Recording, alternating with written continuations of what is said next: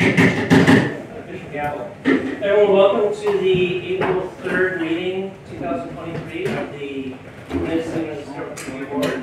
My name is Ian Ron, I'm your chair.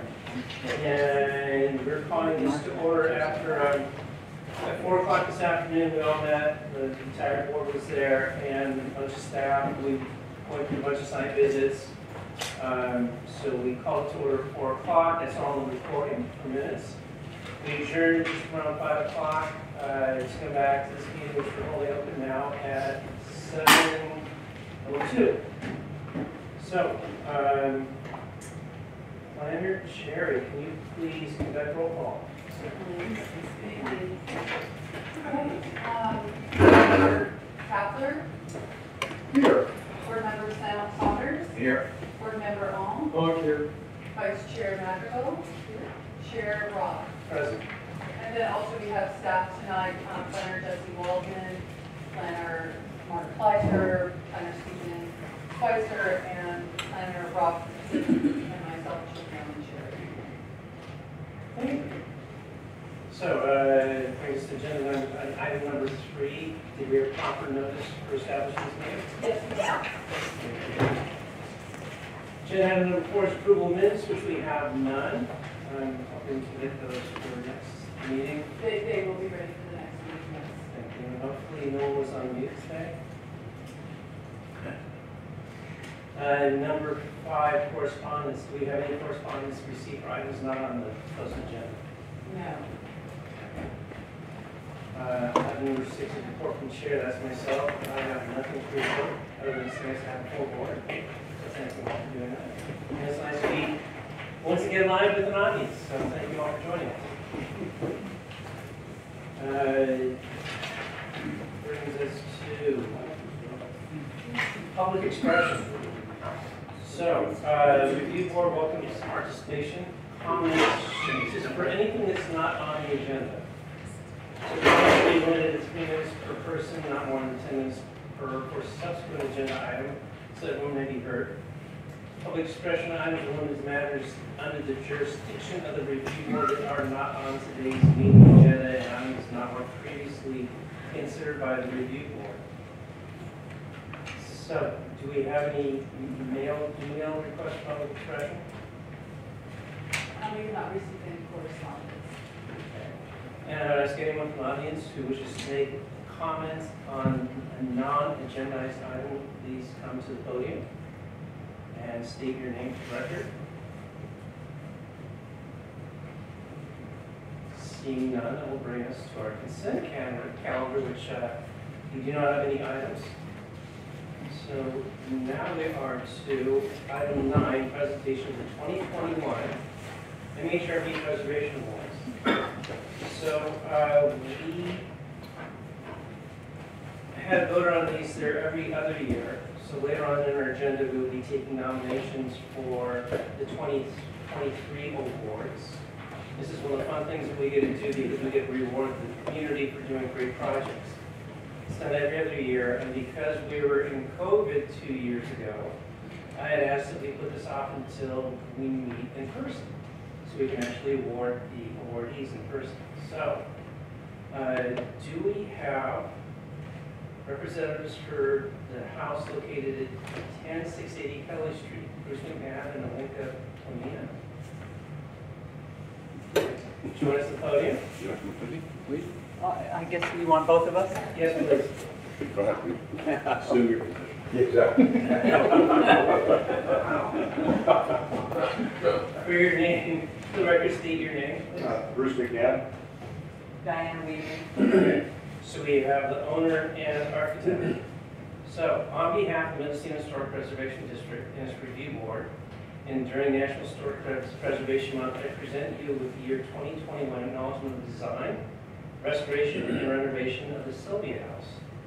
The house is located on one of the most traveled intersections within the historic district, and your efforts retain original features of a cottage that exemplifies the modest homes of early immigrants in this town. So, I present to you an official plaque, All right. which you may distinctly put up and showcase. Thank you for your great work. Thank you. You guys did a good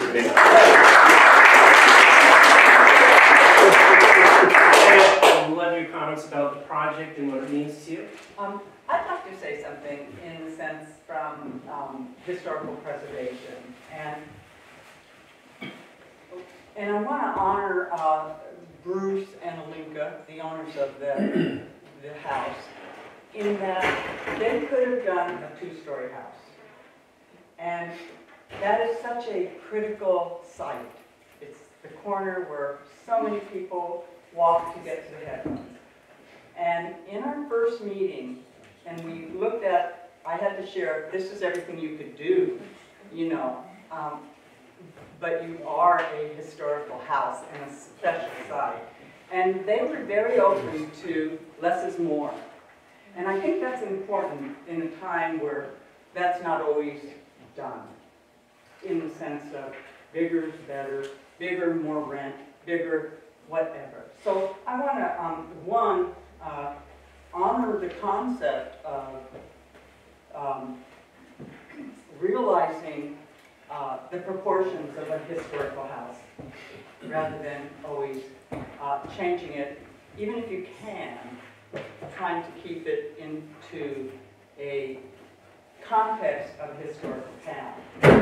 And I also want to thank Bruce, who is an extraordinary builder, who built the whole house himself, and really paid you had this, yeah, but I paid a lot of attention to detail and making sure we captured the shingling and the trim, et cetera, et cetera. So thank you for recognizing the value of that concept. I'll just take a quick second. I just want to thank the board and Juliana. Thank you so much for all of your work. And Diana, thank you so much. This lady here, We had a good time. the design just was exactly what we wanted. And I love looking at the house every day because I see it and I still see the original cottage. I mean, I think originally that house was maybe 400 square feet and now we're a total of 1,000. But anyway, I want to thank the town because the support from the town was just overwhelming. And that's it. That's all I have to say. Thank you. Thank you. Thank you.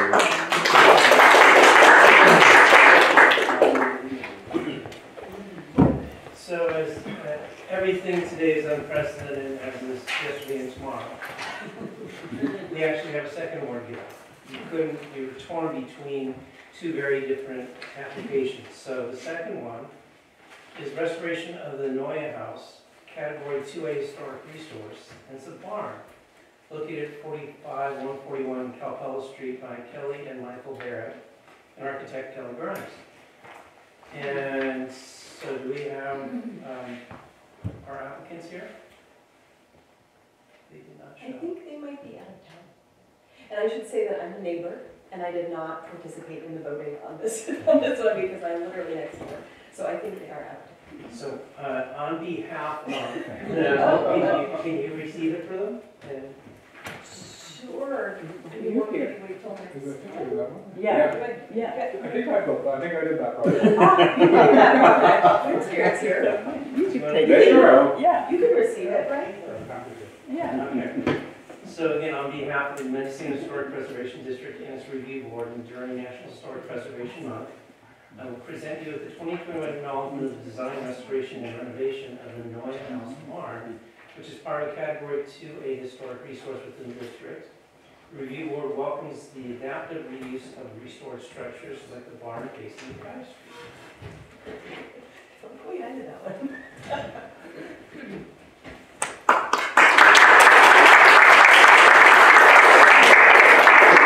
And again, thank you, both of you, for all your work you've done in the community, and please say a couple words about this. I don't have much to say, it was a happening time, but it's great. I love working in town, I love working on the old buildings, the old wood, and seeing the stories in them and how they were built, and having clients that want to preserve that. Thank you. Good. So later on in our agenda, we're actually going to be taking nominations for our 2023 awards. So the board can want to think about that. And audience, if you have any suggestions, we'll have time for that. And if you don't come upon anything tonight, we Perhaps might continue it to next month to give you guys time to present something. So just putting that back in mind as we keep spinning around stuff. So thank you, that's so much fun.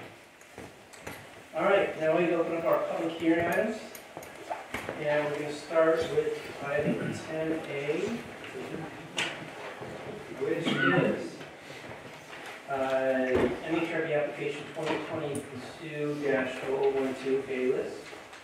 And it is Mendocino Historic Board application to paint a house and garage shed in grand beige trim. I won't go through the details, the staff's going to be doing this anyway, so I'll save you guys there. Planner Mark Kleiser, can you please present this? Good evening, I'm Kleiser, I'm the planner for this project.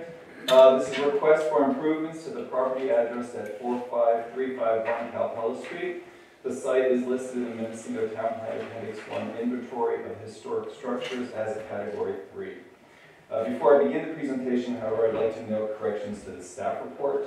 On page 2 of the staff report, second bullet under staff notes, that should read, new construction of the porch will include 3/5 multi-light windows that will enclose the porch on all 3 sides. Installation of a porch door with multi-light windows. See attachment B, the attachment was incorrect. And extension of the south-facing porch opening downward to match the lower level of the house window, and then that should say C, attachment C. So, moving forward, the proposed improvements to the site include exterior painting of the house and garage and shed in Brant beige for the trim and Almira white for the base. There will be construction of 3/5 multi-light windows that will enclose the porch on all 3 sides. Installation of a porch door with multi-light windows. Extension of the south-facing porch window downward to match the lower level of the adjacent house window. Construction of the 3-foot-tall retaining wall in 2 locations, and this will be made of rammed earth. One location will be in the backyard, and the other location will run along Carlson Street. The applicant is also requesting a concurrent variance to reduce the setback of this wall from 10 feet to 6 feet. The retaining wall will use a process for the exterior, which will create a mossy patina finish. Additionally, development of a parking space on Carlson Street is proposed. This is going to be just north of the garage on the east side of Carlson Street. Some grading will occur, and the spoils for the grading will be used for the rammed earth retaining wall. Development of gravel paths and patios in the southern and eastern portion of the backyard are also proposed, and this will be composed of a permeable base rock, decomposed granite, and rock. Staff did receive some comments from the public. The comments applaud the porch. They make note that the alternatives that the applicant is proposing are not in line with Mendocino. Can I? Yes. Hold you for a minute, I think we wanted to do public hearing first. I'm sorry? I think we want to go through the public hearing, and then we'll do the comments from the comments afterwards. Okay.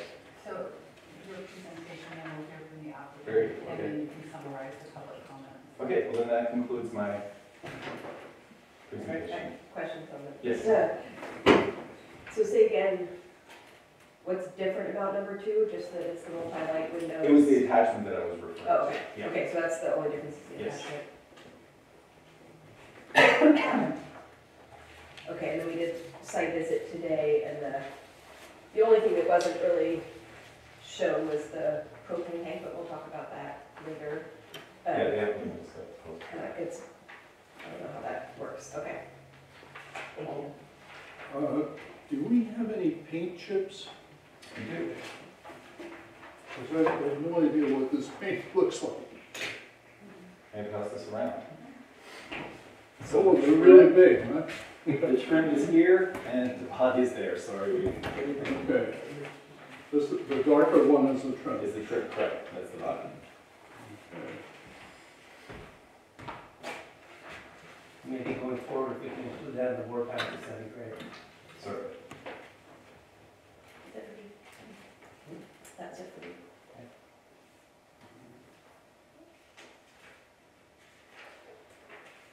Thank you.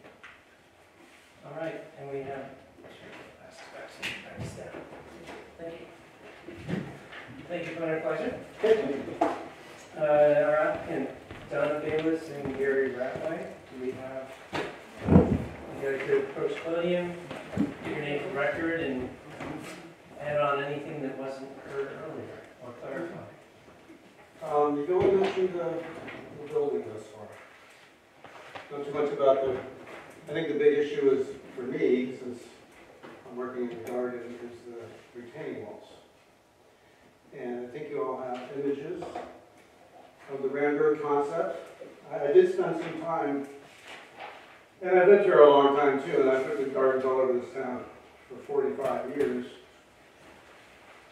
And I've always been happy about the materials that people select to make retaining walls. Typically maybe wood, which rots, concrete, which is not very attractive.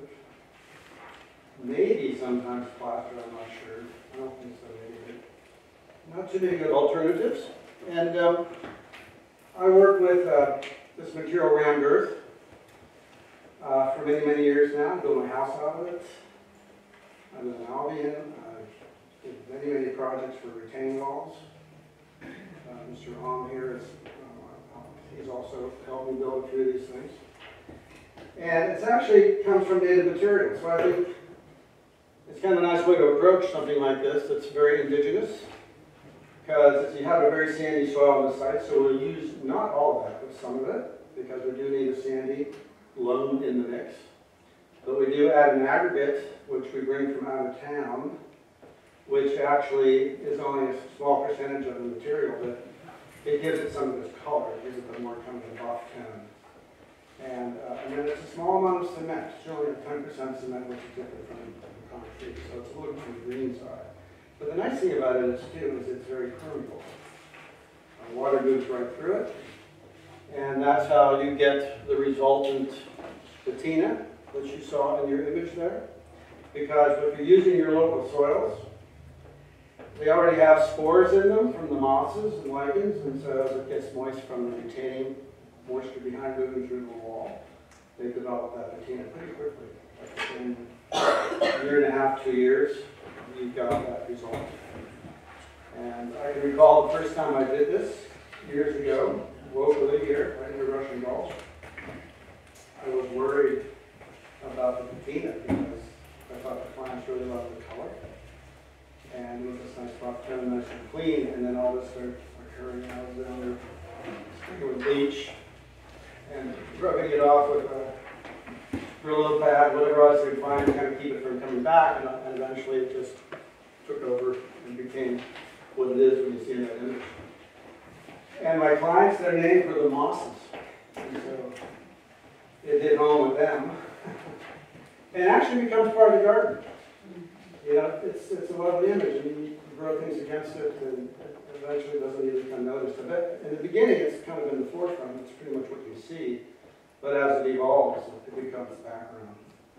And we have 2 of these for the project to try to level up the site. As you saw today, it's a little bit of a steep site. If you want to use it for any particular purpose, you're going to want to level up somehow. And I thought the retaining would be a good way to do that. And it's not very tall. I wanted to keep it in a situation where I don't think it may need a permit from the county. I'll check it out. But I think it's, I took it to the county already, and they said it's under the height necessary for a permit. But we obviously will build these things to work. I won't be the builder, someone else will be just designing it. And I think there was also an issue about the paving, the gravel, because I think I must have mistakenly, I got an image I sent, 10 seconds. what's that? Your time is limited. Okay. Anyway, the image I sent was from a project down in Sonoma that I think the sun was just kind of really bright in. So I brought a sample in this box that you guys can pass around and take a look at it. And if you have any questions, I'll help you out. Thank you. Why don't you hang tight for a minute? Pardon? Questions? Just stay here for a Okay. minute. And then we also have Donna. You want to add anything to that? Thank you. First, I'll just briefly say I thank you all. I've been in this community for for about 30 years or more and off and on, and I thank you for holding your positions on this charming little jewel of a town, a village. I think Gary, that's the color right there that we're asking, not the Sonoma gold, just, I think this one, that's what we. Well, I think that covers it down enough. Yeah, and what I overlooked, and I'm sorry, I'm asking for a continuance, I think, on the house and the garage are next to each other, and I'd like to just be able to match the windows that are on the house to the garage. There are some windows on the back of the garage that I wanted to put on the front of it. And if there's a way we can tag that in, or however Mark and the committee want to suggest I do that, I'm trying to stay consistent with the window treatment and door treatment the house has with the garage next to it. And the only other thing I have is, although I did present to you a color on that Elmira white and that other, I'm an artist too, I'm sorry to say. I get very frustrated with these details too, and I'm really still trying to find a painter who can help me get and achieve the colors on the house that are blue to match and harmonize with the old wood buildings that exist. So it's still a work in progress. I'll be coming back to you on the color. But for now, I'll go with what's submitted. And just ask if I can do a continuance on the windows and doors to match both buildings and be copacetic with them both. That's all I have to say. Any other questions? If we're continuing, I don't really want to even, we can't consider half, we can't put half. No, but I think if we give them the feedback that we have, they can then help fine tune the application if they want to continue it. I was going to say, we have we try to streamline our color selection. Sure. So right. the Benjamin Moore, right. as long as those colors come from the palette, Yeah, they would. then you don't need our blessing on that. Okay. And then the other piece is with the windows, it's being consistent with what exists. so I'm thinking, let's do the presentation, and then towards the end of it, we can then decide whether we want to allow staff to try to make that determination, or just have you come back and make a presentation on the window side of things. Okay. So, any other questions at this point? Okay. Thank you. Thank you. Staff just had a question. Yeah. If you're going to change the windows on the garage, when do you think you would have that design done? Oh, I could do it tomorrow. It's basically mirroring the doors that are on the house to be the same, and the windows that are on the house to be the same on the garage, which already exists. I'm just relocating a couple. But I'll bring a presentation to Mark tomorrow. Okay. And I think there's a concern for the timing of publication and closing for the next agenda. So the planner checks in. Sure. Okay. And that would be then in June or something like that? Well, if I may, Chair, I think if you got us something in 2 weeks, so we could safely have it on the July agenda, you could get it to be in a week, we could do it to the June agenda. And then I could get the revised staff report with the documentation with pictures and supplemental materials to you. Okay. So, We have a couple questions here. It's a question that I think has been raised by some of the comments we've received, and it has to do with the parking space on what street is it, Carlson. Why is that needed?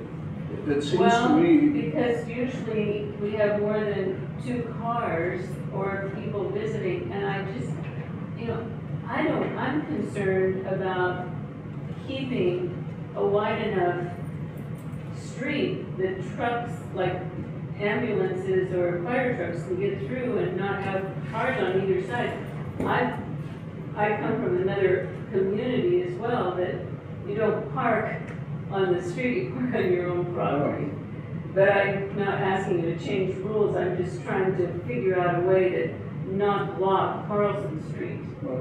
Well, I guess I'm confused because from what I've seen, there's a 2-car garage and then there are 2 parking spaces on Calpella. Well, So the that's garage, the garage it was never, to my knowledge, used as a garage. It might have been called that, but it was it's a work, what do you call it, a workshop. Mhm. So it's, you don't park cars in it. Yeah. So you have 2 places to park cars.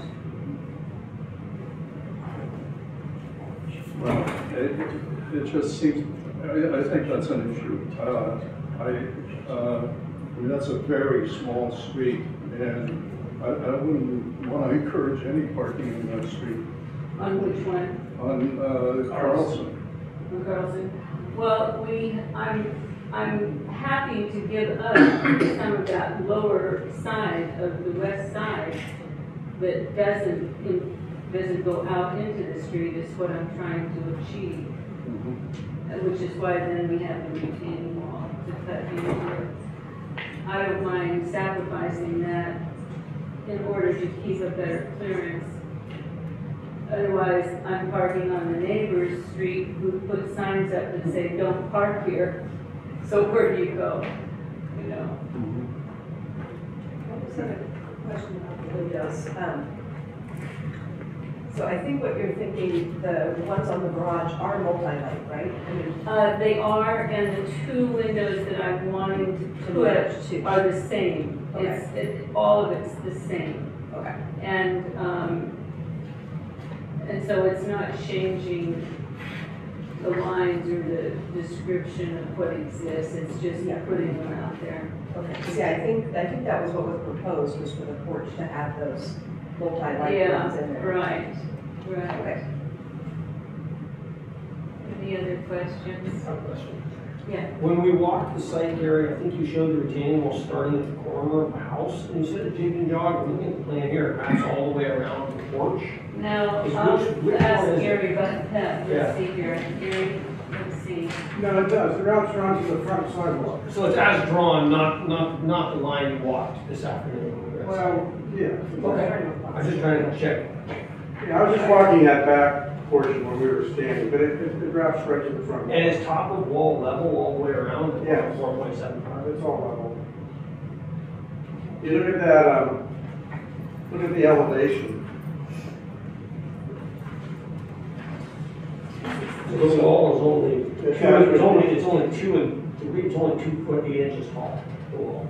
Hmm? It's only 2 foot 8 inches tall, the wall. Um, You got the landing at 102 and the top of the wall at 104.75. yeah. And this shows it basically is 3 feet. It's really low.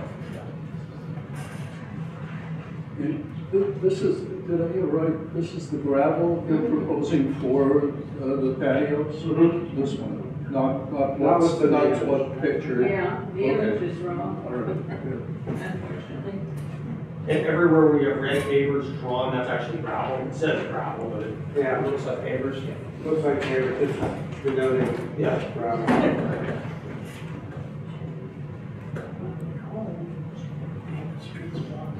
Any other questions from board members? Thank you. Thank you. We'll call on you if you need. Okay.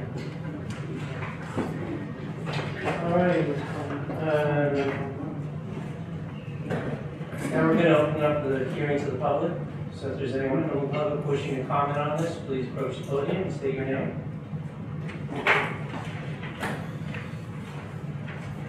Greg Nixon at 540 Kelly Street. I'm listening to this and I'm going, you're Mendocino historical review board. And I want you to really focus on the historical aspect of what you're talking about. It's almost like it's further reaching to go beyond that. That's just a generic statement. You follow that? Not really. Oh, you did? Oh, okay. Could you also speak When louder? does somebody has an off-street parking or not? How does that? Greg, could you please speak louder? I can't hear you. Oh, okay.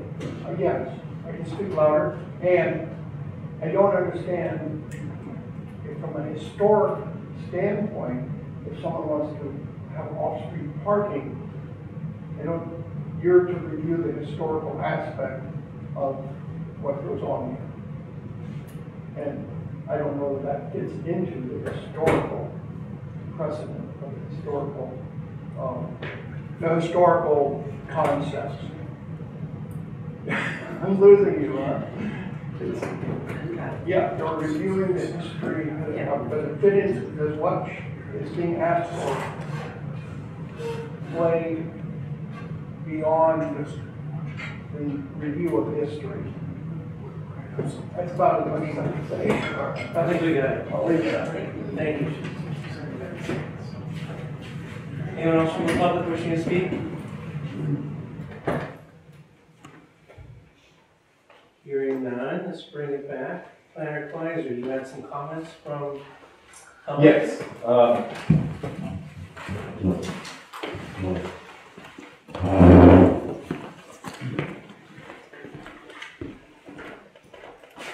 Planner Mark Kleiser. So we received 3 comments. They all spoke to the porch and the use of multi-light windows. Everyone was in favor of that. They were not in favor of any of the alternatives that were proposed by the applicant. The other comments were for the driveway, that it might take up space and might lead to too much lot coverage, which is not the case. They're not proposing any concrete. They would be using a permeable material. I've spoken to the Department of Transportation, and they would be required to get an encroachment permit from the Department of Transportation. The applicant has been made aware that the parking would not be just theirs, that it would be open to the public. So that was the second comment, and the third comment. Real quickly, when you say driveway, you're talking about the additional The additional parking space that's proposed correct. by the garage? Yes. Okay, thank you. Would that encroachment permit include a paved section where it butts that, where it butts Carlson Street? Because that county usually is requiring when you get an encroachment for driveway, and they're requiring a paved encroachment. Did you ask them about that? It would have to be a Class 2 base aggregate. They're comfortable with that. They're going to allow Class 2 Yes. base right up to Carlson Street? Yes. Okay. And then the windows, the garage, oh, and then the gravel, the proposed gravel. It was not in tune with the rest of the town that they proposed a darker gravel, which we have here. Those were the 3 comments. Thank you. All right, so we're closing the public comment, and we'll bring it back to the board. Questions, comments, issues? Can we begin with the multi-light windows? I assume we're all in favor of the multi-light windows. I certainly am. See that as a discussion And the applicant either, so. And the gravel, I mean, if we're talking about this gravel, I don't have a problem with it. Yeah, I think that meets the concerns of the commenters as well. Right. So we're left with the parking space. So the main thing is the parking space. Yeah, I think the parking is an issue for me. Why? Why is it an issue for you? I don't think it's appropriate there. I think that is a very small lane. I can't imagine anybody parking there. If you park on that small lane, you can't get by it. So I have a problem with that additional parking space. As I said, they've got a 2-car garage and 2 parking spaces on Calbella. I think that ought to be enough. You don't think it's sufficiently deep that the car will pull off and be completely out of the right of way? The way they have it drawn with the depth, it looks like you could get the car completely out of the right of way. Or are you saying that the problem as defined that people don't want to park on the street is not real because they can't park on the street anyway? I think if you're going to park there, you're going to encourage more parking there. I just don't see it.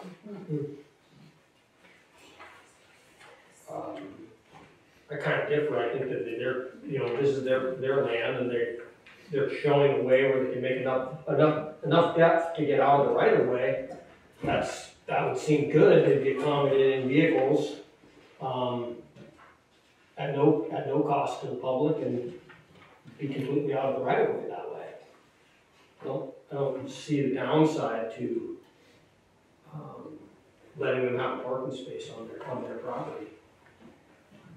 One of the things that was mentioned in a letter that we received had to do with that parking should sort of be behind, you know, that ideally, you know, cars aren't especially historical, you know, if they could be sort of tucked behind, that would be better.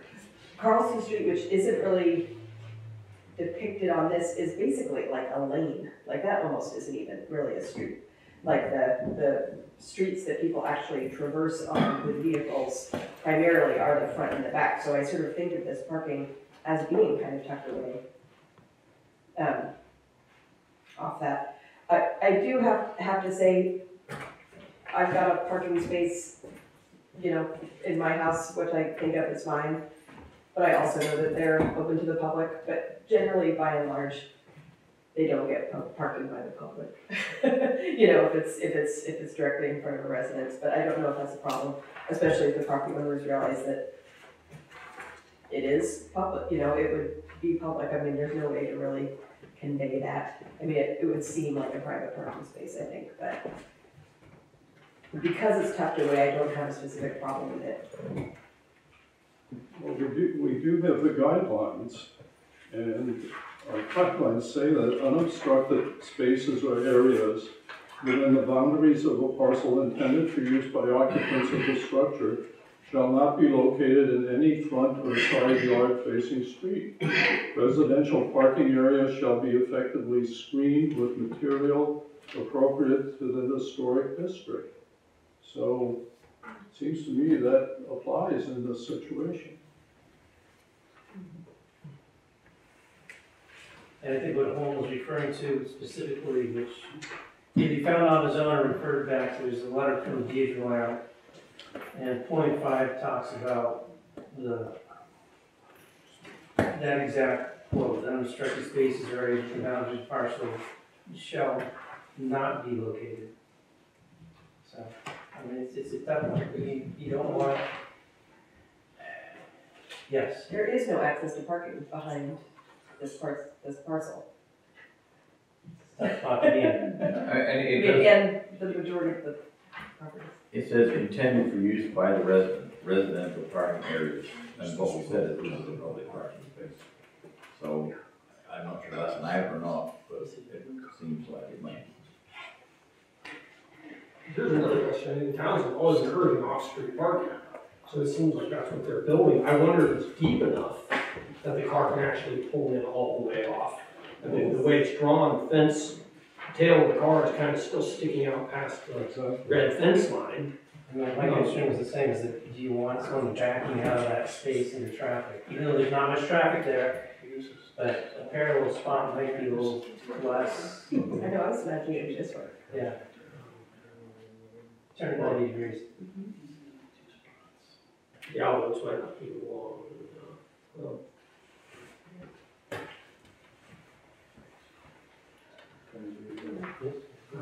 And it's challenging. I do respect what Fred Dixon said to us, and that's that we got to look at the historical context, but at the same time, we have to balance the realities of the world we live in today. It didn't exist 150 years ago, 170 years ago. Gary, what is the depth from the face of that car out to the back of that? Like, If I'm drawing parking, it's always 20 feet. that car's 20 feet? That car is not quite 20 feet, but the space is 20 feet. 20 feet. From the retaining wall, or from that first jog out?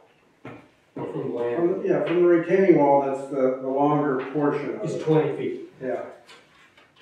Actually, more than 20. I guess as designed, there's no reason someone couldn't pull in parallel to the They street. could either way. Oh, because we didn't see a fence there. There's a red fence line drawn there, but there wasn't a fence. Yeah. Are you gonna rebuild a fence right there? The fence blew down, it's gone. But is it gonna be rebuilt as with the line there, or no? No. No. I think there's also a question that Holly proposed in the next, there's a propane tank that would be in the way of that parking spot, so where would that be relocated? It's not in the way at the moment. No, but with this design configuration, it would have to be relocated. I don't think so. Well, it's not called out on the plan, so it's really hard to. Well, we've looked at it, and I guess we can put the, No, the tank's gonna be moved. I mean, I guess there's an issue there that I talked with Ishvi about. I'm sorry, could you come to the podium? I can come to that, sure. Enlighten us. I don't do that. okay. No, we actually need to move the tank a little bit. That was always an issue. In fact, it's been moved since we did the survey. From the original survey, the tank was in a different position, in a different location when we drew this plan. And someone moved it into its current location, but it's going to be moved back to where it was before, which was close. It needs to be closer to the building. The issue brought up the concept that it has to be so far from the building. That might push it out a little further, but I don't know. So do you have a proposed location for the propane tank? Not on paper at the moment. I can certainly show it, but I didn't know that was the issue. So the propane tank was going to be just planted and just disappear. That was the basic concept. And issue wondered why we didn't have another little retainer there coming out perpendicular to the other, and I just didn't think it needed it. It's just a slight slope up. We kind of bury it a little bit and then plant it so it disappeared. So that was the idea. That was kind of where we were going. Thank you. So I think one of the issues we have is we have two existing off-street parking in front of the house, next to the garage. We have a garage that we use as a garage. Those two extra spaces could be used for guest parking, but since the garage is not used as a garage, it says used as an art studio. And they probably have two vehicles that are parked in those two spaces. They're looking for visitor parking. So, I mean, frankly, what I'm looking at here is I think everything's a go except for the parking issue. So if they had called that a patio, we'd be fine. That's the base of the landing, Allow people to park on their and then patio. they can have people park on the patio. I mean, this seems like this is landscaping, and they should more or less be able to, I don't have a problem with it. I think they will have to find another location for the propane tank, otherwise they're gonna have to have bollards and stuff like that. I was thinking that too, But- but no, it's in our purview, but it's a bit close to, if you're parking a car and you miss. Other than the propane tank, I think it's gonna look really nice when it's all done. any other comments? I'm not dying on the ditch over this. So. Would you park there? I'm just kidding. So what kind of action? So I think we have a couple of things that are hanging out. Yeah. One is we can deal with the paint because we have guidelines set up for that. Mhm. And I think that we could probably, if we're in the mood to approve the application with the findings, that instead of coming back in front of us with the project, if we could probably say if the proposed windows are true divided lights that are in harmony with the existing, and let staff deal with that. Sorry, clear, please. I'm trying to figure out how we can, it seems like we have enough votes here to approve the project. If I may suggest to the chair, Yeah. what I would like to take the comments and have the applicant take these comments to make any changes to the existing proposals, and then add the new proposals for the windows on the garage, and then bring that back to the board with the comments you made, with a revised staff report, revised backup documentation, and do that to a date certain of June 6th. So, and to try to make a shortcut beyond that, I think if we stipulate that the new fenestration, new windows in the house, if they are true divided lights and they are in harmony with the existing windows in the garage, if you feel comfortable making that judgment, we might be able to just say, go and do it. But I don't want to put you guys on the spot. We're also discussing the possibility of making additional condition recommendations. When we did the site view today, I noticed that the utilities were attached to the porch, and perhaps before there was a fence, and now the fence is blown down. So these utilities are visible, and to be consistent with the standards in the zoning code, those utilities should be in the cabinet. So we would also like the additional time to look at whether our recommendations should be revised so that the board can consider conditions that reflect the project that the applicant is saying they want to build. And the applicant is also in the process of refining what they're wanting to do.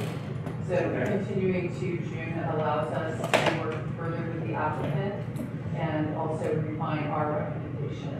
Unfortunately, everything for May, we typically finish everything for a meeting the week before the meeting. So we're just finishing the May meeting last week.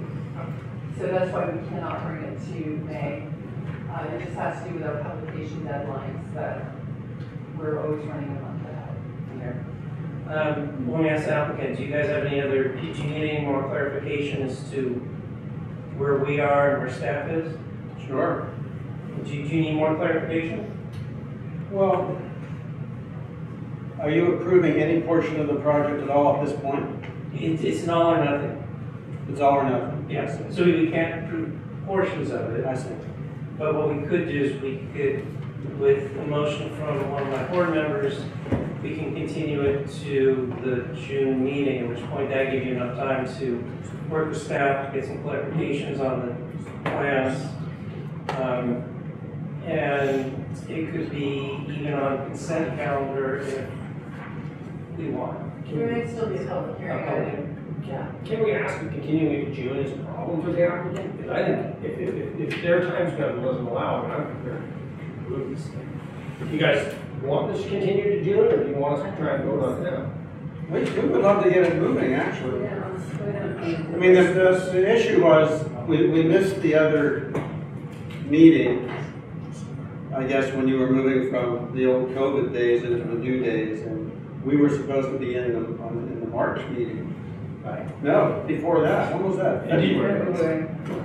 And we missed the February thing, so we've been just sitting around waiting now till now, and now we're going to be waiting again until. I think the issues could be solved pretty simply. So, Gary, do you understand that they would like to add a condition that you would have to put the utilities that are on the porch inside of some kind of a built-in cabinet? That's not a problem. Is that not a problem if we add that as a condition to the motion? That's fine. Yeah, that's fine. If I may, just the chair, just want to clarify that we would be approving this project as written, and that any new items, like the garage door windows, would have to come on another MHRB permit and paid separately for a new application. I understand that process. Yeah. Why can't we make a condition That the garage door windows, that the garage windows would match the divided lights that they're proposing for the porch? The porch windows would match the garage. Yes. If I may, the design review board, the historical MHRB considers design. And we do not have this design to present to you this evening. We have some bantering about what the design might be, but the applicant has not presented what they'd like to do. They're saying they'd like to revise parts of their application. And while it sounds like something that the whole board would like to support, they don't actually have that design in front of them today.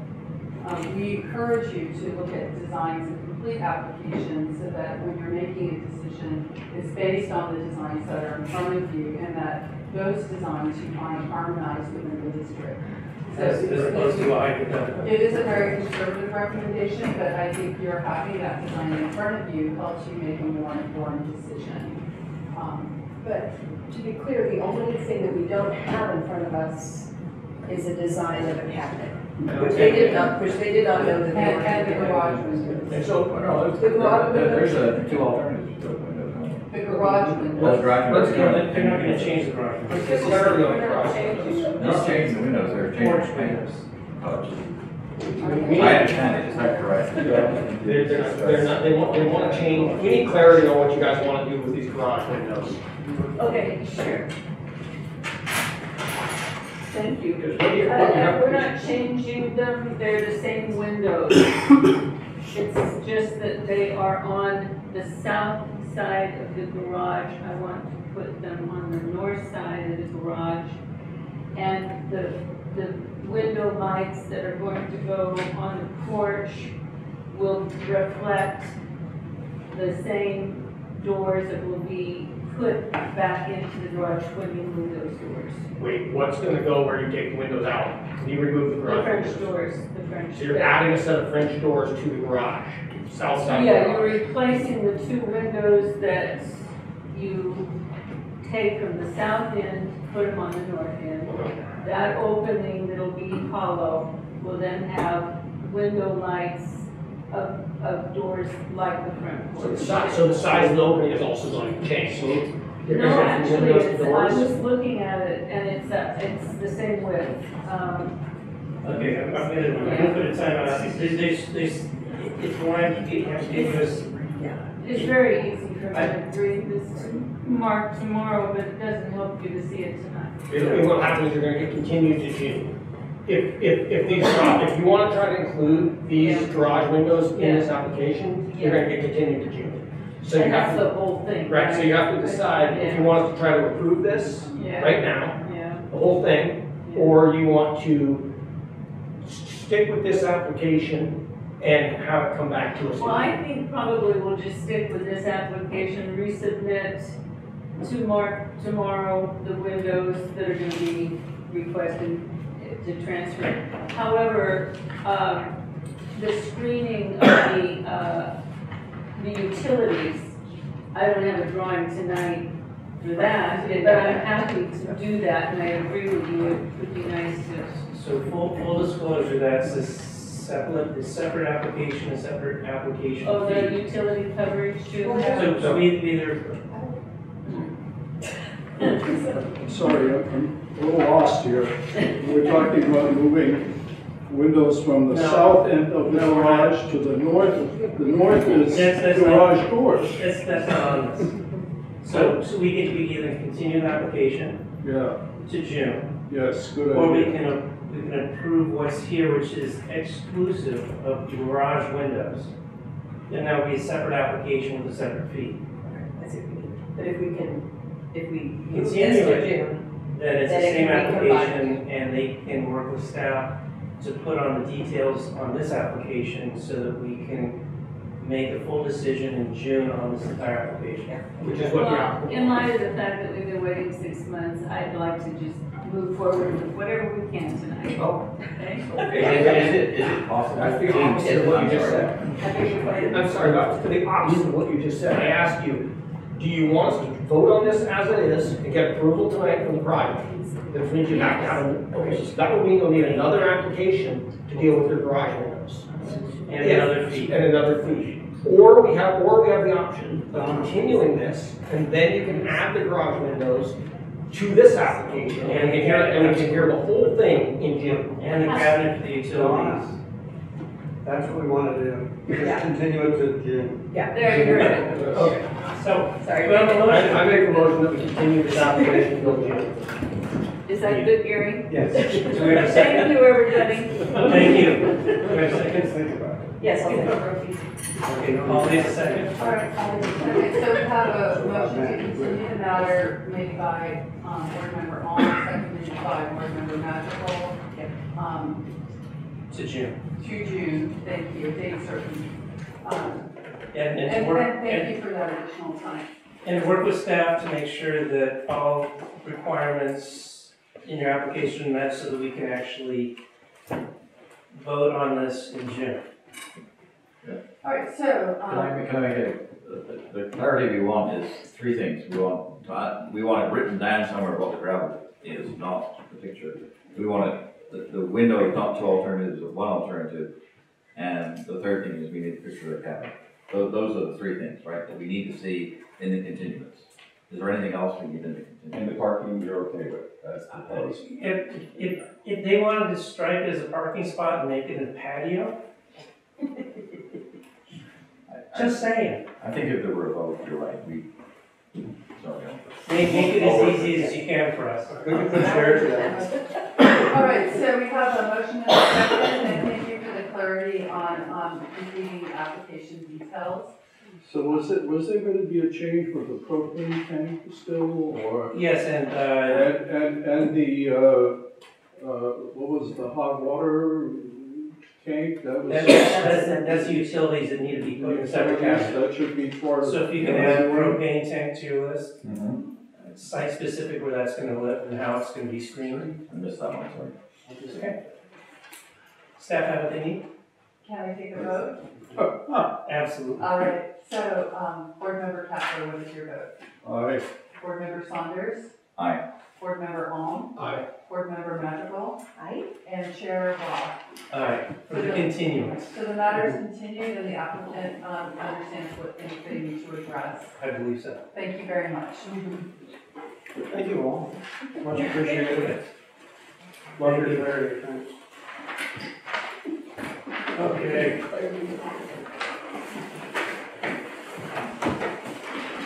This brings us to our second public hearing on 10B, which is MHRD application 2022-0015 for the Mendocino Unified School District. Again, rather than going over everything that planner Mark Fleischer's going to do, we have the police join us and give us a summary of the project. Planner Fleischer, planning for this project. The project description is a Mendocino Historical Review Board application for general improvements to the gymnasium and the tech center of Mendocino High School. Proposed work to gym includes window replacement, re-roofing, repainting, exterior lighting, pavement replacement, and construction of a generator enclosure. Proposed work to the tech center includes repair and replacement of siding on the west wall, exterior repaint, replacement of roofing, new gutters and downspouts, door replacement, repair and refinish exterior steel handrails and stairs, exterior lighting, improvements to the ADA path, and replacement of an exterior enclosure on the west wall. This is phase 2 of a multi-year project. Siding that was approved in phase 1 is also being proposed here in phase 2. Paint colors that were approved in phase 1 are being proposed here in phase 2. That is it. To conclude my presentation, if there's any questions. Oh, thank you. And I believe we both have the applicant and his contractor. Architect, I'm sorry. Please come, state your name for the record. Mendocino High School alum. Yes, Mendocino High School alum, 1976. Mark Jerky, for our Please stare down, Mendocino Unified Albion Area Trustee. Is there anything you want to add to the application? No, I feel like we did a pretty good description when we walked the site with you. Okay, questions? Okay, Thank you. My only clarification for Planner Kleiser is just the, or maybe this is Planner Waldman, sorry. Just that this is somewhat like it's in our jurisdiction, we're commenting on it, but you know, people may say, oh, the school is not historic, you know, looking building, and that there is reason to that. But the building is in the historic district. Yeah. If I may, through the chair, Jesse Walden, planner. I believe on our site visit today, I got a little bit confused between the site visit at the high school and the site visit on the way to the high school about the fire hydrants that is also associated with the school. Right. So for the record, at the site visit today, I was incorrect about the comments versus the MHRB review and request for approval at the high school. And I caused that problem where the use permit is for the comments for the fire hydrants, and the high school is an actual request for approval for the changes that we were talking about around the gymnasium and the tech building. And I believe that I made an error in the question of the site. That wasn't what I was mentioning. I was just mentioning, like, for the general public, I believe schools are a certain kind of facility that are under the jurisdiction of the state architect. exactly, you know, that it's a little different than a regular residential review process on our behalf. That, you know, there is stucco on that building right now, and it pre-existed with a historical review board, actually, right? So part of, I think, what Vice Chair Madrigal is getting at, about 3 years ago, you guys came in front of us. And I know I was on the board, and Holmes was on the board. I think it's just the two of us, right? Yes. Oh, you did? Okay. Okay. So a case was made, this is for the public and for the record, that there are reasons for materials that the state architect requires based upon functionality, use, ... So whereas we don't allow aluminum frame windows in the town for commercial residential buildings, it's pretty much mandated by the state architect that due to maintenance issues, that is a requirement. Same thing with the cement board instead of having hardwood side. So there are exceptions. We went back and forth 3 years ago about how and why the schools have the purview to be able to do this, and there's a lot of discussion about it. And what we came out of it was, we get it. And the good news is that it's slightly removed out of town, so it doesn't quite, you don't bump into as much as you would other buildings within town. It's really nice because we're able to go around that. And if you look at there's a memo on the back of the packet dated February 11th of 2021. It goes into all these.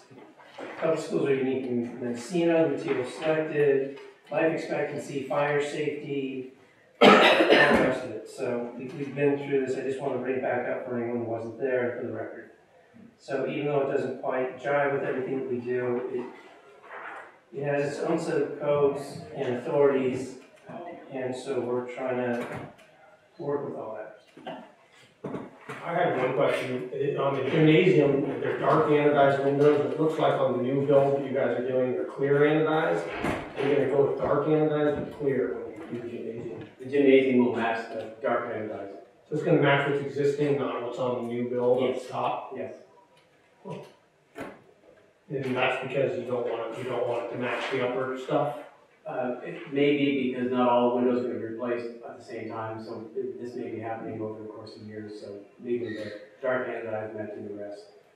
It's quite possible that those windows may not even get replaced due to financial constraints. Okay. So it's going to be a bit alternate, so they may not change.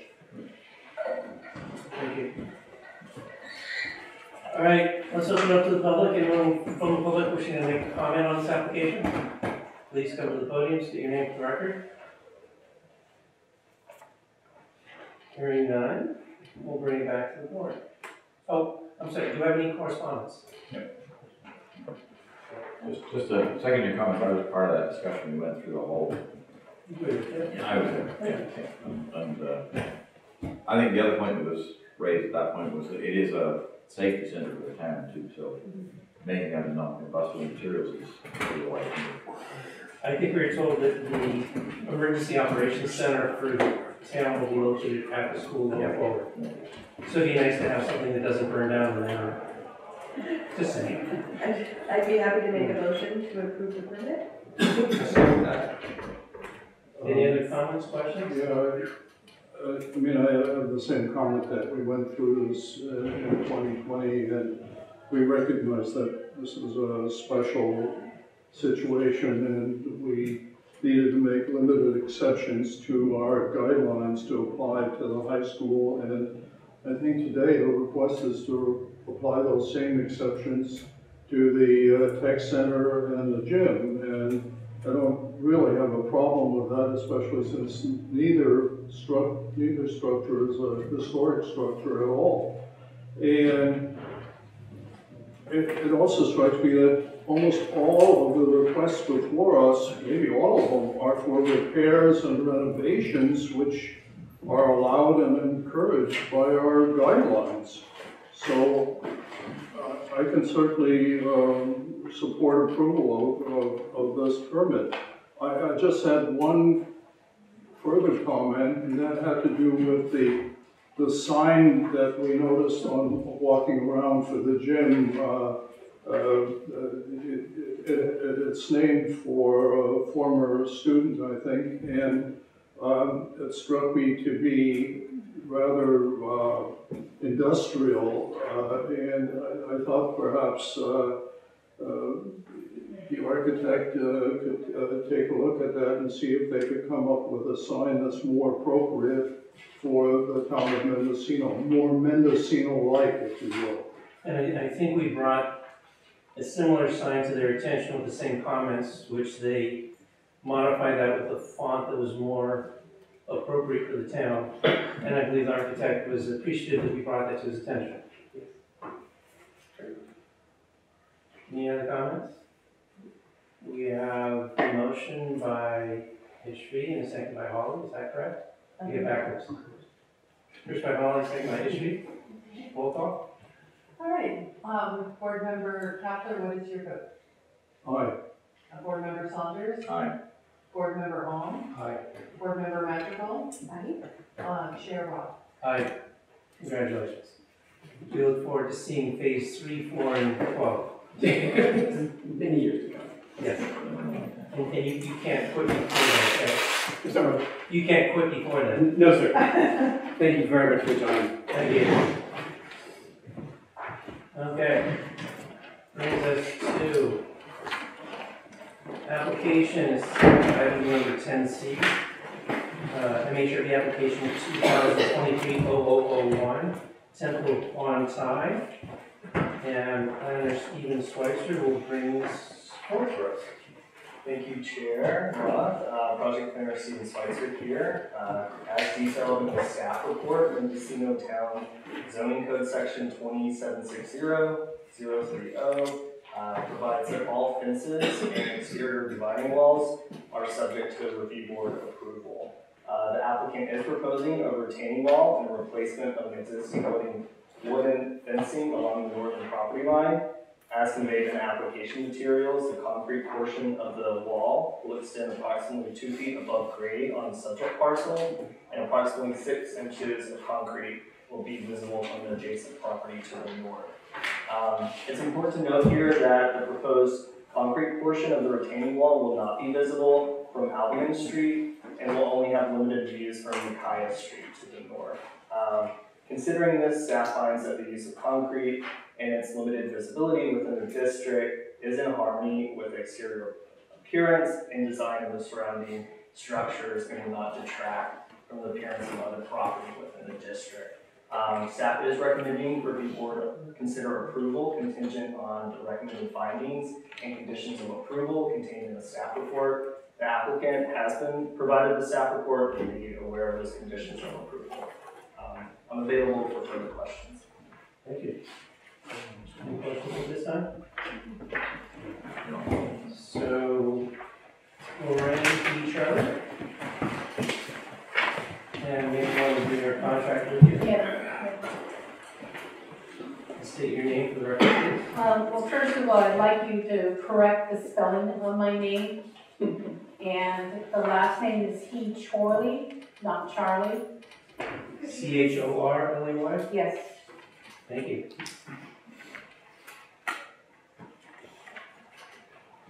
And I have nothing to add to the application, and you guys were on site at 4 o'clock today to look at it. I also want to have it corrected, and I like the word Josh House, strike, and to correct it to the Temple of Quan Thai, because that is its official name.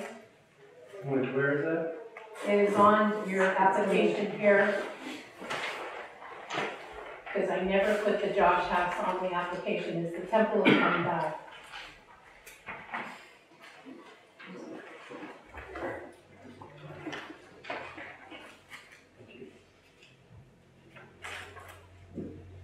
Got that? And our contractors here, your name for the record? Brenda Anderson. Did you want to add anything? I think it's pretty straightforward. Thank you. Have any questions, Bill? Thank you. Thanks. So we're going to open this up to the public. Is there anyone from the public wishing to make comment on this application? When you come to the podium, in 2 minutes, please state your name for the record. I'm Ann Walker, and Arla Reeves and I are the property just to the north of the retaining wall. We just wanted clarification on the, did you say 3 feet or 6 feet from? 6 inches. 6 inches? From your property, it would be 6 inches above grade. Okay. This is the concrete footing will come 6 inches above grade. And then what I understood today was the applicant's going to reproduce the existing fence on the back, wooden fence with as much as the existing materials as possible. We weren't there at the site visit. Sorry. Yeah, your side would be very minimal. I'd keep it at a minimum. Your side I'm concrete. sorry, could you please come to the podium and speak? I was just saying that on her side of the property, we're keeping. Also, when you come to the podium, start with your name, please. My name's Brent Anderson, I'm the contractor on the job. From the north side, the concrete will be kept at a minimum of 6 inches. Or maximum. And there was a comment in the report that it would be visible from Ukiah Street, which we didn't. I don't know that. Was it that? Yeah, I think that, I heard that as well, I think it was, yeah, the buildings will prevent it. It won't be visible. The fence, reproducing the fence is what it is now, the new materials, or much of the old materials that was used. Great. Okay. Any other questions?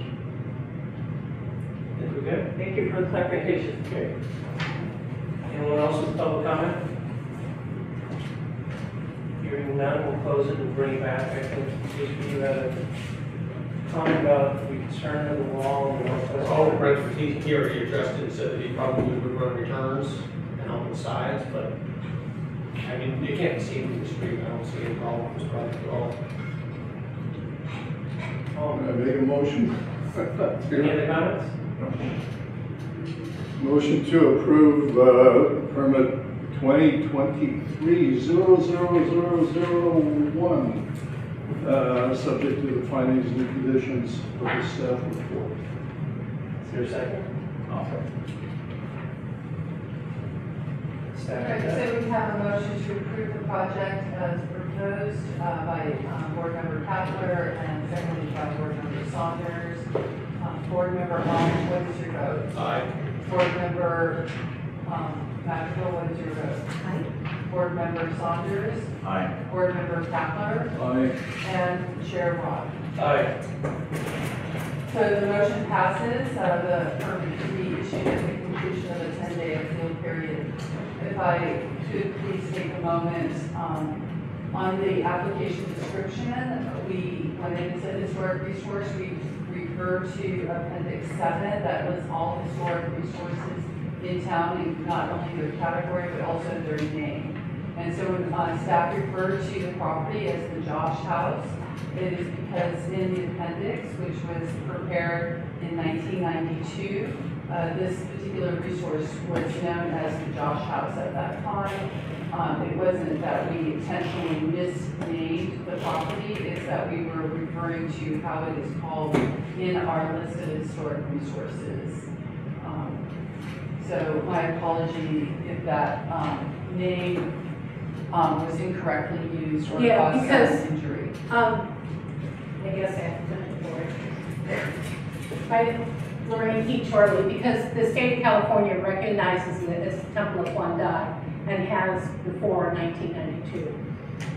Right, the reason staff did it is because of the way that we identify historic resources in town is based on the general plan that we have. Yeah. So we can update that name, and I'm sorry. Yeah, I truly understand that, but I'm trying to correct history that has been very misrepresented. Right.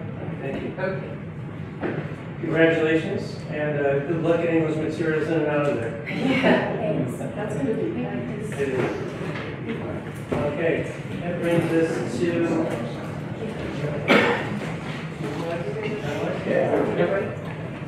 Thank you.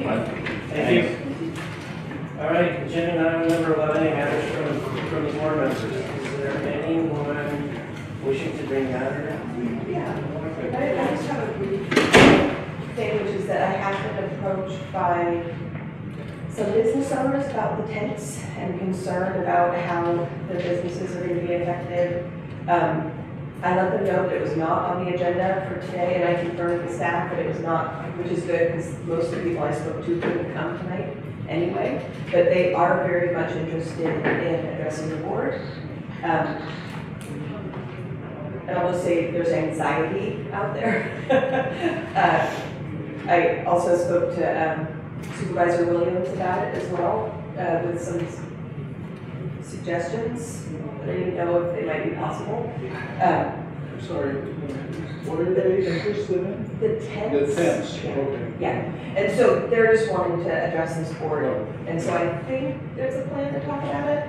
If I may, through the chair. Yes, please. Jesse Walden, planner for Mendocino County.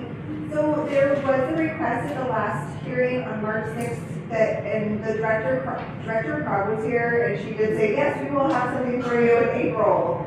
And there are a couple of things we're waiting for is the executive office will do a public notice, which I think may have gone out today. And there's a 30-day period when things are directed from the state and then how to implement that.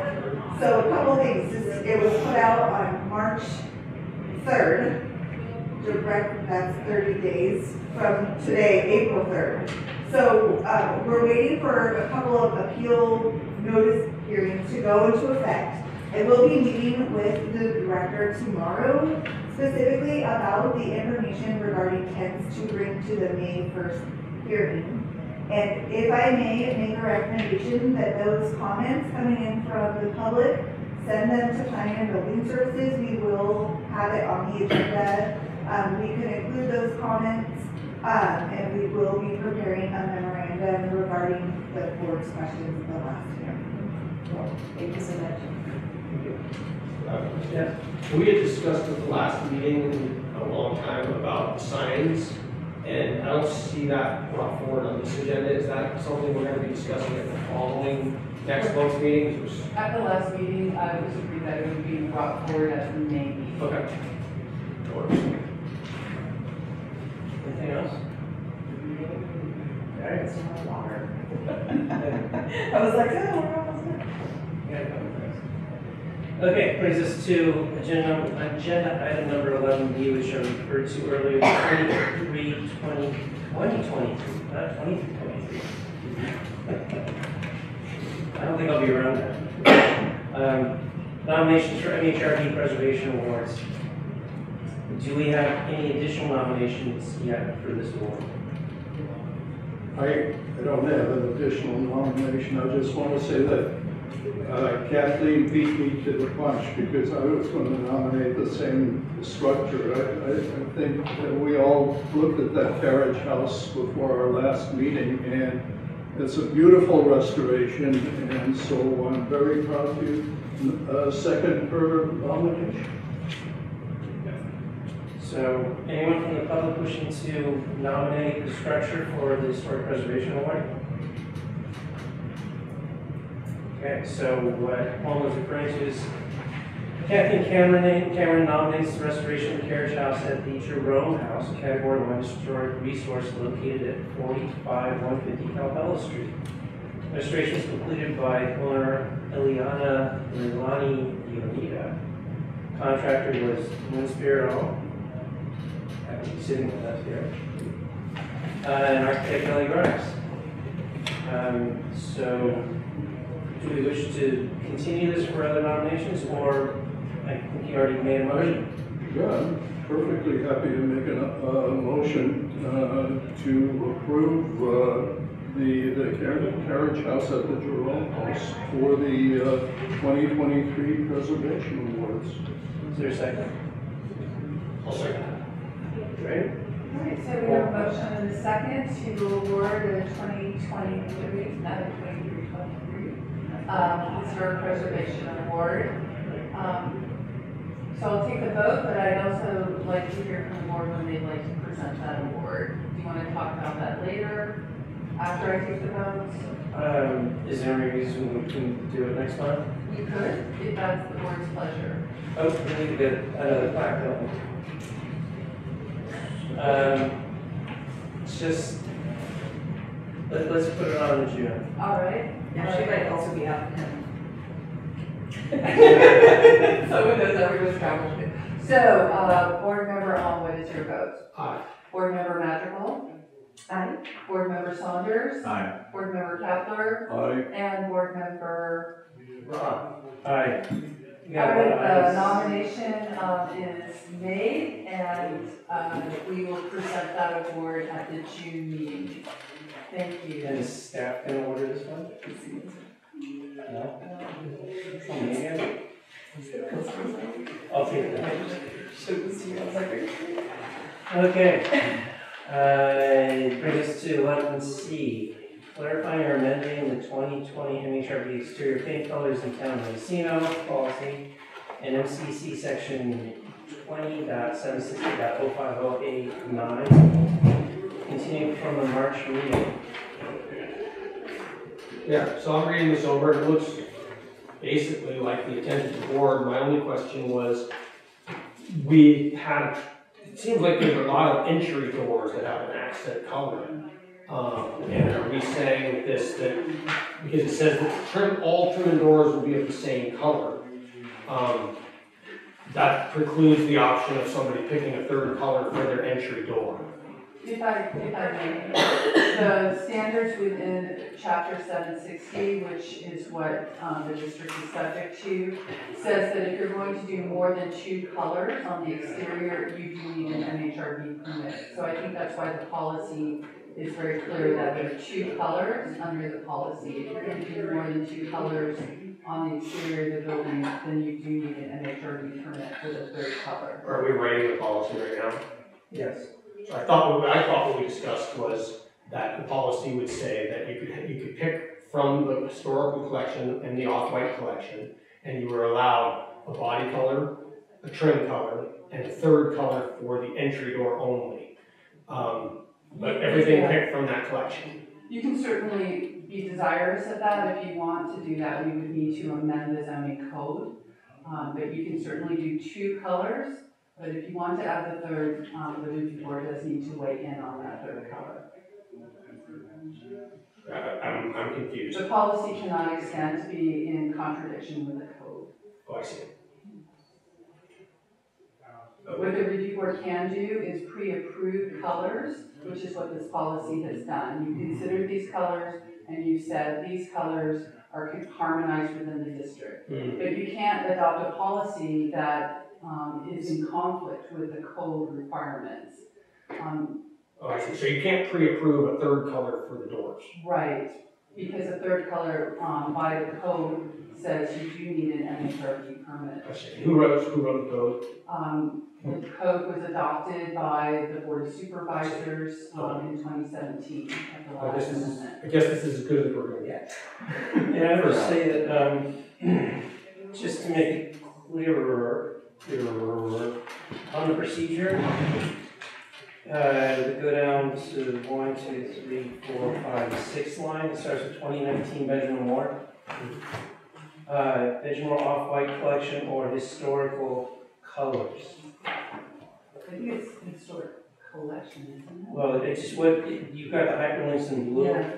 and I just want to make sure that those links match the language that's in the paragraph below, just for consistency. Right. And in fact, I even switched them around so the first one's the one on top, the historical colors is read first, and then off-white collection read second. Staff can make that change for this policy to be presented and assigned to the director. We will be bringing it back. I believe this, and Juliana can correct me, Jesse Waldman Center, Juliana can correct me on this, but I believe that when we make that change, We will need to have it come back to you for the final, for your signature, for the director to sign as well. Is that correct, Juliana? So what we have is we have a draft policy. Yeah. It does require, if the board so chose to approve this, we would get his signature, and then we would take it back to the director. So if we have a change right here, that instead of it saying historical colors in the hyperlink, that it does match historical collection, which is the right verbiage, on line 6 of procedures, that we would have to bring it back. Is that correct? Well, I think if they, as a group, to said they like that, that's most likely a little error on our part. We can accommodate that and then just bring the document for signature at the next meeting. I think they can take action. So we would bring it back for a signature. That's what We I could- thought. And we can also email it to you for a signature. In other words, we could do the approval tonight, if that is the way it is, but we haven't taken public comment yet. I have one more question. Yeah. Is it required that property owners bring a paint chip to planning and building services prior to painting? I mean, why? I thought we're trying to avoid having to bring these to. Is it stated in procedures, beginning of procedures, it says, prior to changing exterior paint coats, property owners should contact planning and building services and provide a proposed color chips and identify in writing the colors that they're using. I thought the purpose of this was that people in the town would have a guideline where they could paint their building without burdening staff at planning and building services. Right, so we're wanting to give the property owner the assurance that they are selecting a color that is under this policy or potentially exempt or requiring an MHRB permit. I don't believe we've had more than one property owner since the adoption of this policy come in. But what we do is we document the colors and we add it to our file so that in the future, if this policy is no longer in effect, they can come in and say, I had approval for this color. We can pull it out and say, we do have this color approved, and you can continue to use it. So that's over the counter. If somebody brings in, There's no fee for it, there's it's no time over the waste. counter, it's really a very brief discussion, and it's really provided as a courtesy to the property owner so that they know they're proceeding with a color that does qualify under the policy or qualifies under a different type of exemption, or perhaps unwittingly they've chosen a color that isn't covered under an exemption or the policy. I think the other issue was that not wanting to give exclusive rights to Benjamin Moore. If you found a Kelly Moore, the color that was the equivalent of a Benjamin Moore, and then you could at least put that on file and they could, oh yeah, that's fine. Okay. Well, I make a motion that we. Oh, sorry. I mean, public comment. Okay. Is there someone from the public wishing to comment on this policy? Okay. Hearing none, do we have any other questions from board members? All right, I make a motion that we accept this policy as written with the small change that we put forward. Second. To clarify, the small change is the hyperlink saying historical collection. And just making sure that the top one matches the first. Yes, thank you. All right, so we have a motion by board member Holmes, seconded by board member Kapler. Board member Saunders, what is your vote? Aye. Board member Magical. Aye. Board member Kapler. Aye. And board member Ong. Aye. And Chair Roth. Aye. All right, so we pass this unanimously. We have an updated amended policy and we'll distribute it with the corrections for signature by the chair and the director.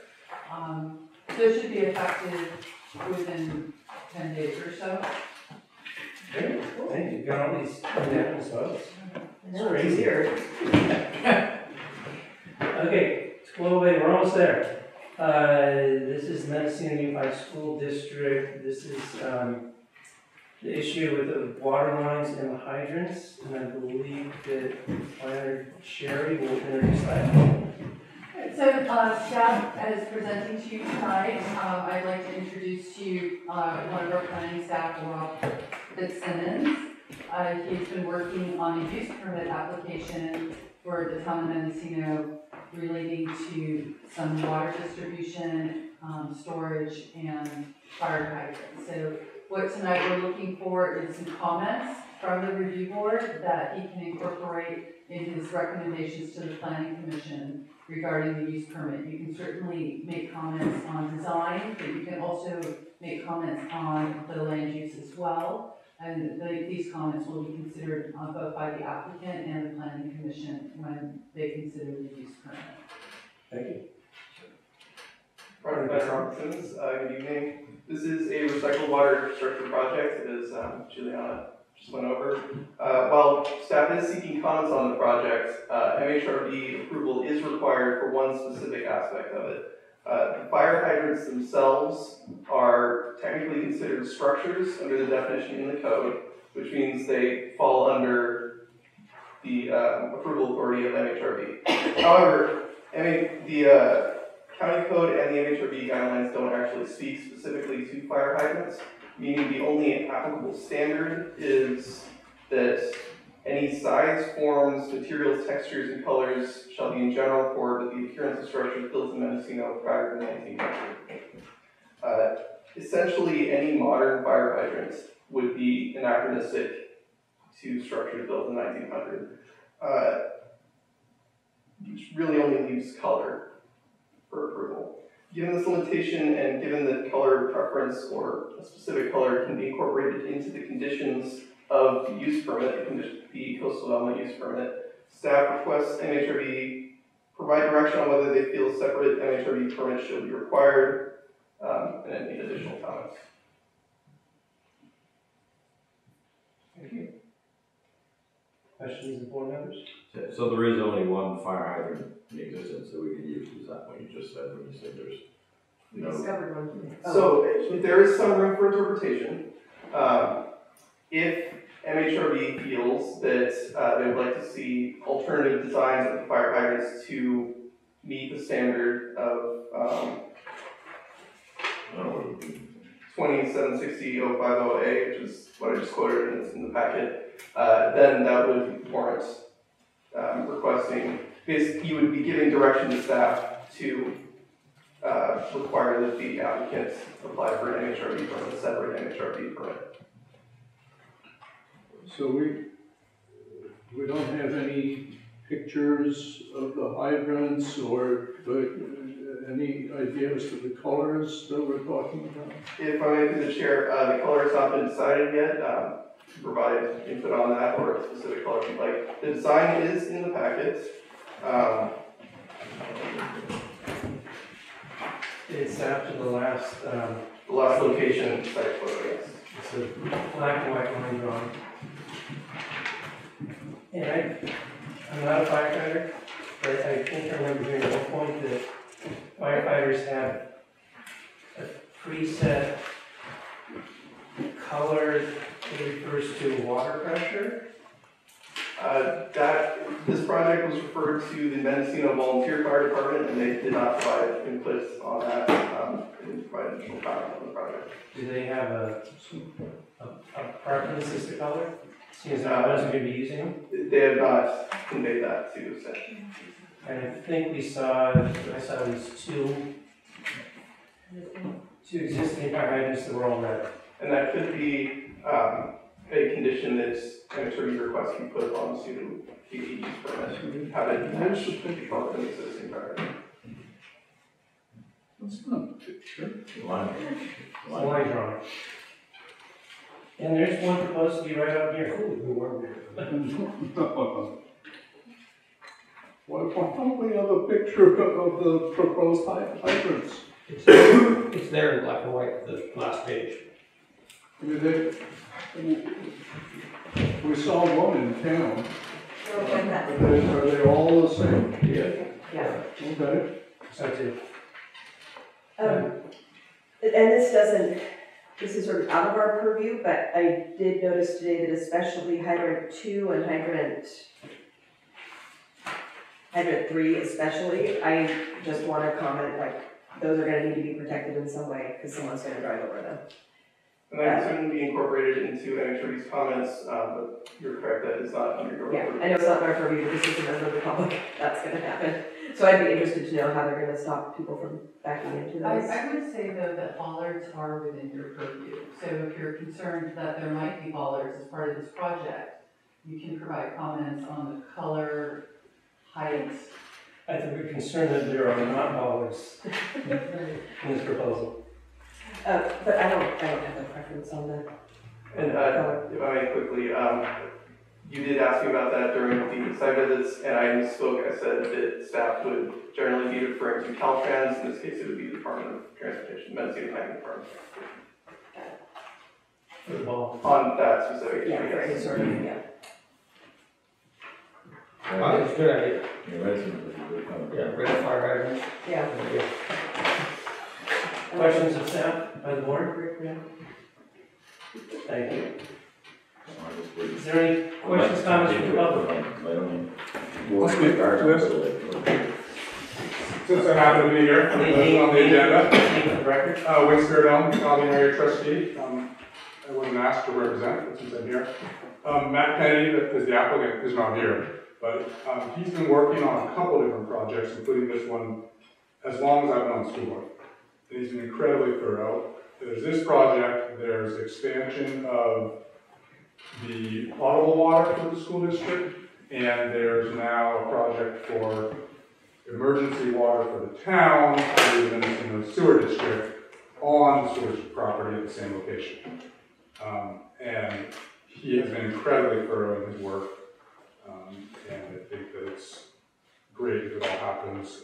Some of it is installed due to funding sources, but it sounds like the things are moving along with a lot of state money for water resources. So I strongly support the project. The arrows showing the location that you mentioned, number 3, and this ties into some of the other discussions about parking. The road easements in town are oftentimes larger than the roads, and it's quite possible that that hydrant could, I'm not exactly sure where the road easement ends, but it might be 5 or 10 feet closer to the building and may not need bollards. So I personally don't, if the bollards are not necessary, I would discourage requiring them. Just out of curiosity, we noticed that there is a hydrant right by the school, existing. By which? By the high school. Yeah, the Ford and Baker. Yeah, do you know, It's probably served by the district water supply. yeah, okay. But it's limited volume because the current supply is so much smaller.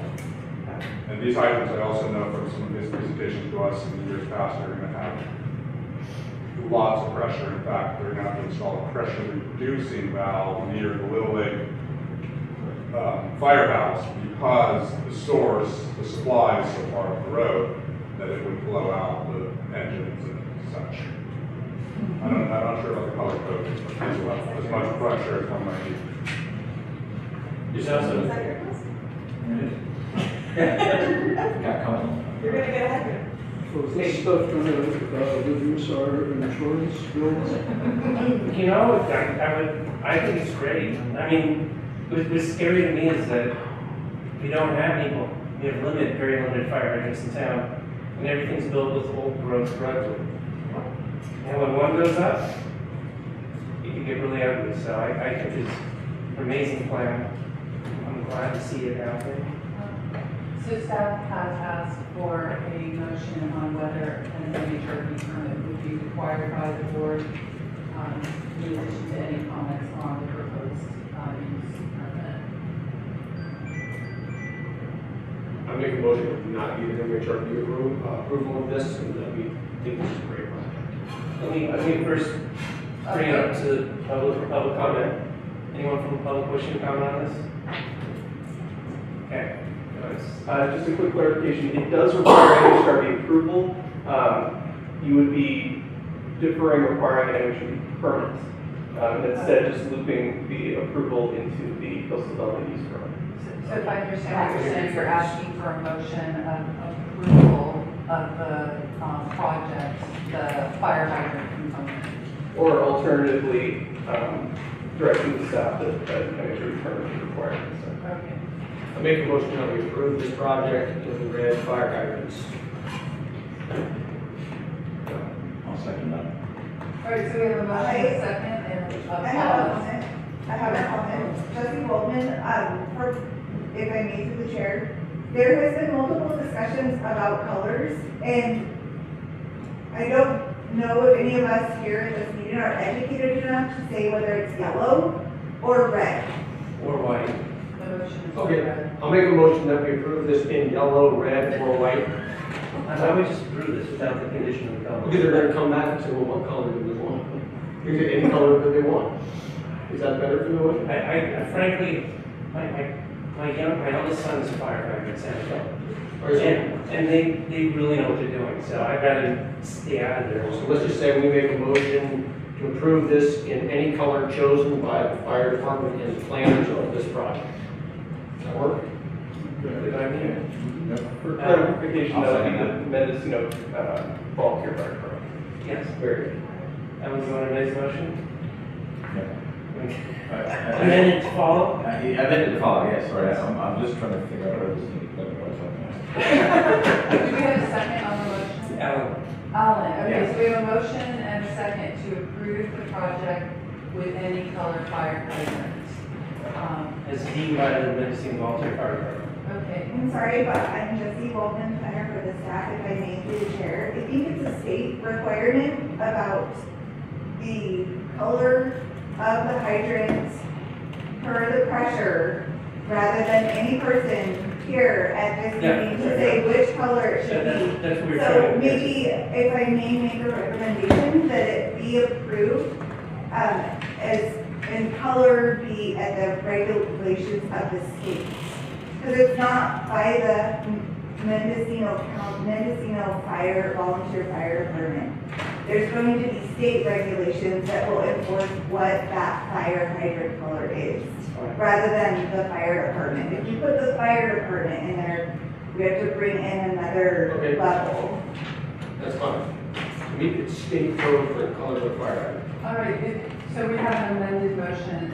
Is the second of the amended motion agreeable? I have a great one, yes. All right, so we have an amended motion and the second, board member Kepler, what is your vote? Aye. Board member Maxwell? Yes. Board member Saunders? Aye. Board member Long? Aye. And board member Ross? Aye. So we have approval. Thank you for your comments. We very much appreciate that, and we will pass them along to the applicant and the planning commission. I do have a question. Hold it to later about the position of hydrant. It's a person question. It is outside its house. Right, so I understand. And it doesn't have a picture anymore. Okay, thank you and congratulations. Move forward with speed. I like speed. Before 20, speed 23. Brings us to our last agenda is item 12B, request for guidance, draft policy regarding minor alterations in Town of Mendocino. Came in from the March meeting. Planner Cherry, can you please introduce the item and Director Spicer?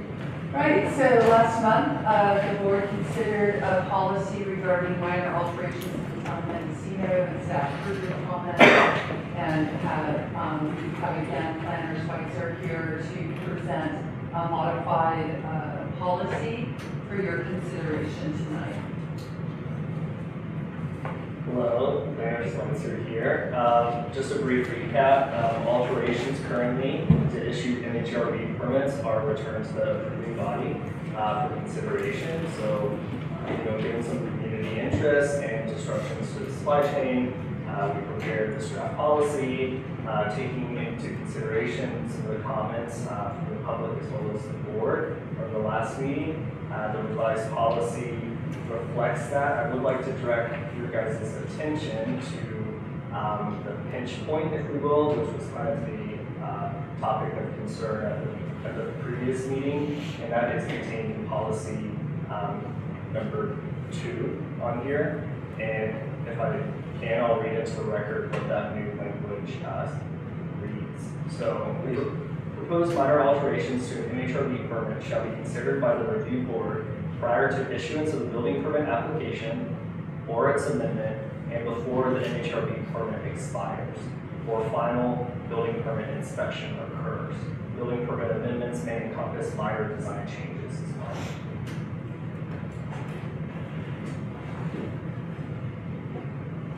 So what that means is that if there are minor changes, that it comes back in front of us under the same application without a new application number or fee, correct?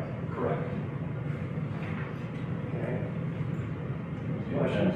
So can you walk me through an example, like a hypothetical place on, that did board battens instead of shingles? So what would happen in that instance?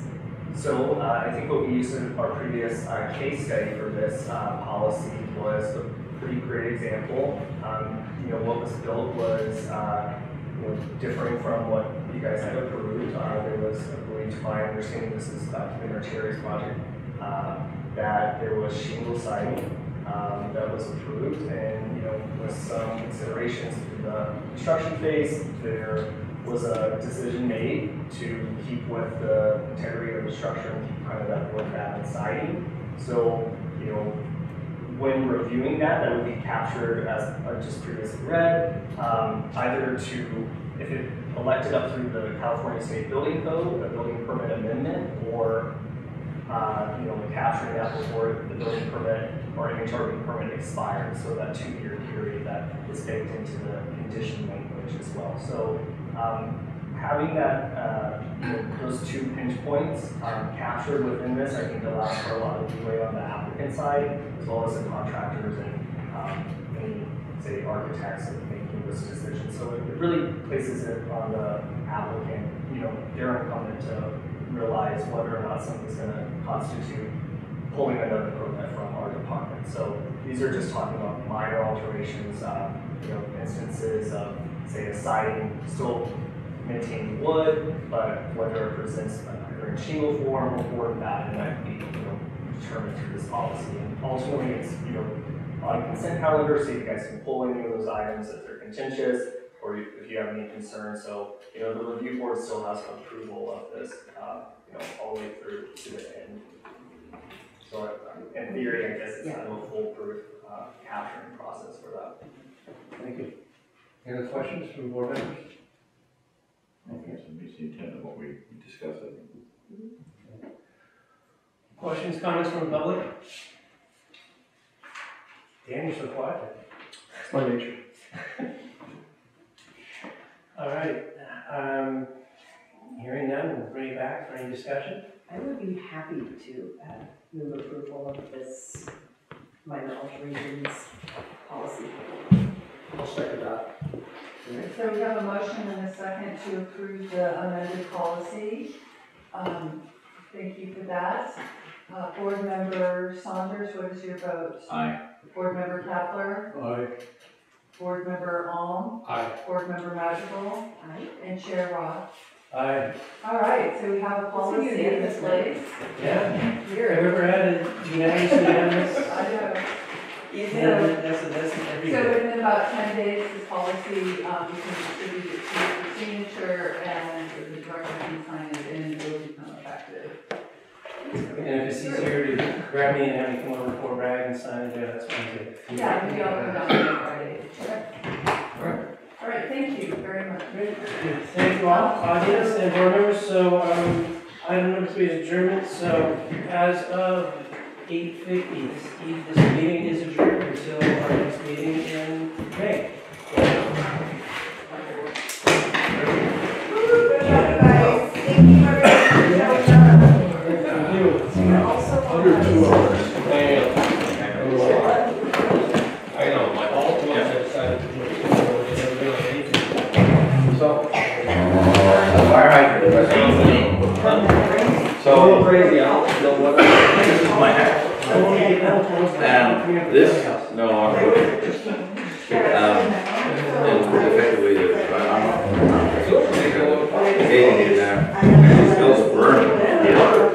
Yeah.